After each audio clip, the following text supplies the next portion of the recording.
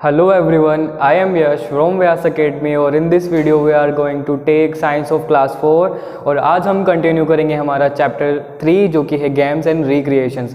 बच्चों हमारे last videos में हमने देखा था कि गेम्स का क्या इंपॉर्टेंट है हमारी लाइफ में, गेम्स क्या होते हैं, कितने टाइप्स के होते हैं और रिक्रिएशन क्या होता है कि एक तरह से एक प्रोसेस होती है जिससे हम हमारी बोर्ड लाइफ से और जब हम थक जाते हैं और जब भी हम बोर होते हैं तब हम उससे एक ब्रेक लेते हैं और कुछ नई एक्टिविटी ट्राई करते हैं। तो इस तरह से हम रिफ़्रेश फील करते हैं। तो इस तरह से रिक्रिएशन हम हमारी लाइफ में ट्राई करते हैं। तो इसी तरह से बहुत सारे टाइप्स होते हैं इसमें, जिसमें हमने गेम्स से रिलेटेड पढ़ा था और डिफरेंट एक्टिविटीज़ के बारे में पढ़ा था, जिसमें टीवी देखना, फ़ोन चलाना या फिर इंडोर गेम्स, आउटडोर गेम्स और स्कूल में अटेंड किए जाने वाले डिफरेंट काइंड ऑफ एक्टिविटीज़। तो इसी टॉपिक को आज हम कंटिन्यू करेंगे और देखेंगे कि रिक्रिएशन में और क्या क्या किया जा सकता है। तो आज का हमारा टॉपिक है अदर मीन्स ऑफ रिक्रिएशन, और रिक्रिएशन में हम किन एक्टिविटी को इंक्लूड कर सकते हैं और उन्हें हम इंजॉय कर सकते हैं। तो नंबर 1 पे हमने कुछ और एक्टिविटीज़ ली है, हम 1 बाय 1 इनके बारे में डिस्कस करेंगे। तो नंबर 1 पे हम लेंगे काइट फ्लाइंग। बच्चों आपने अभी देखा होगा ड्यूरिंग लॉकडाउन हम घर पर बहुत बोर हो गए थे, हमारी ना ही स्कूल कंटिन्यू थे ना ही हम घर के बाहर जा सकते थे। तो आपने देखा होगा कि थोड़े दिनों बाद में जब भी आप घर के छत पे जाते थे घूमने के लिए, घर के बाहर तो हम जा नहीं सकते थे, तो उस कंडीशन में बहुत सारी जो काइट्स है आपने देखे होंगे, different kind of shapes, colour और बहुत अलग अलग वेराइटीज़ की आपने काइट्स देखी होंगी। तो आपका भी मन किया होगा कि क्यों ना हम भी काइट को फ्लाई करें।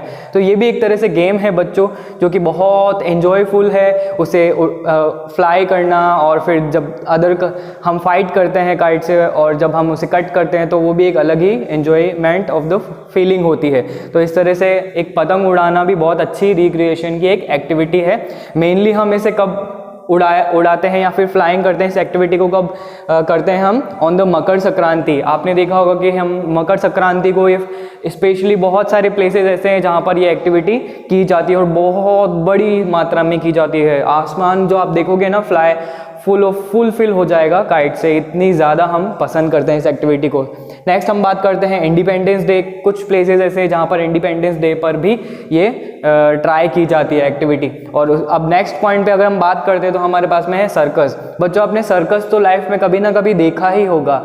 ये बहुत एक ऐसा ग्रुप ऑफ में एक तरह से पीपल का होता है कि वहाँ पर बहुत डिफरेंट लोग होते हैं, हर पर्सन का एक अलग काम होता है।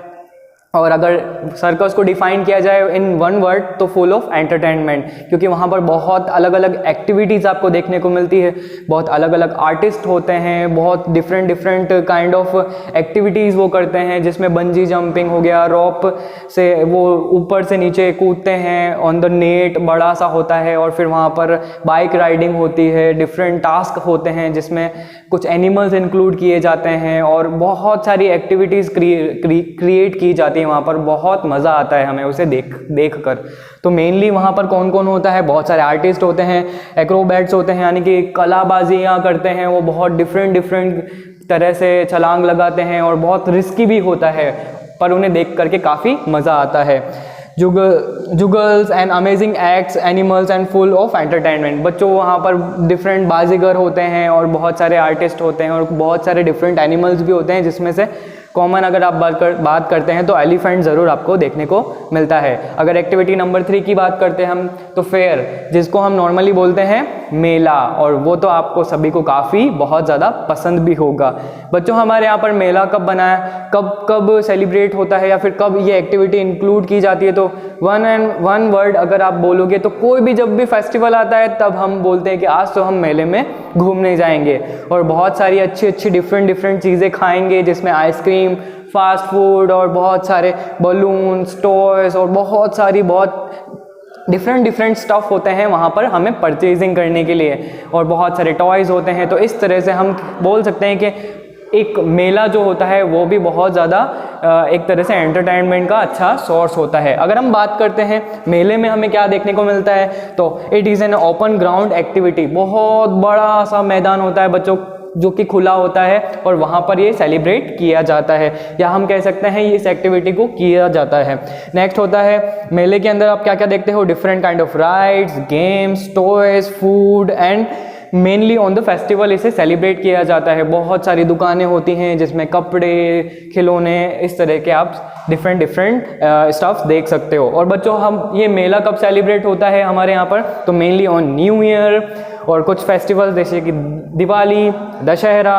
और बच्चों कुछ फेमस मेलों के बारे में आपने सुना होगा जैसे कि कुंभ का मेला और पुष्कर का मेला। बच्चों ये कुछ एक फिक्स्ड डे पर होता है, fixed duration of the time में होता है, जहाँ पर बहुत सारे लोग एक साथ में इकट्ठे होते हैं और वहाँ पर गंगा नदी में वो क्या करते हैं, वहाँ पर दे टेक अ बाथ, और हम कह सकते हैं स्नान करते हैं। और ये हमारे यहाँ पर धार्मिक इस एक्टिविटी को एक बहुत ज़्यादा धार्मिक माना जाता है। और कुछ खास अगर मेले हम बात करते हैं तो बच्चों, तो वहाँ पर हम देख सकते हैं trade fair, book fair, craft Mela and auto fair. बच्चों यहाँ पर बुक्स के, आर्ट एंड क्राफ्ट के और ऑटोमोबाइल के, automobiles means different kind of vehicles के, तो जब भी कुछ लॉन्च होती है नया तो उसके पहले यहाँ पर फेयर अरेंजमेंट किया जाता है ताकि लोगों को ज़्यादा से ज़्यादा उनका क्या किया जा सके, एडवर्टाइजमेंट किया जा सके, तभी तो लोग परचेजिंग करेंगे उनकी।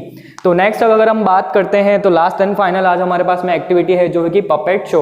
बच्चों पपेट शो के बारे में अगर बात करते हैं तो बहुत ज़्यादा मज़ा आता है इन्हें देखने में, और अगर हिंदी में इन्हें बात करें तो कठपुतलियों का खेल, जो कि हमें बहुत ज़्यादा पसंद आता है। इस एक्टिविटी में ज़्यादातर क्या होता है, कुछ डॉल्स होती हैं जो कि ह्यूमंस की भी हो सकती हैं, एनिमल्स की भी हो सकती है, और इस तरह से उन्हें कौन कंट्रोल करता है, एक ह्यूमन ही कंट्रोल करता है, चाहे वो मेल हो या फीमेल।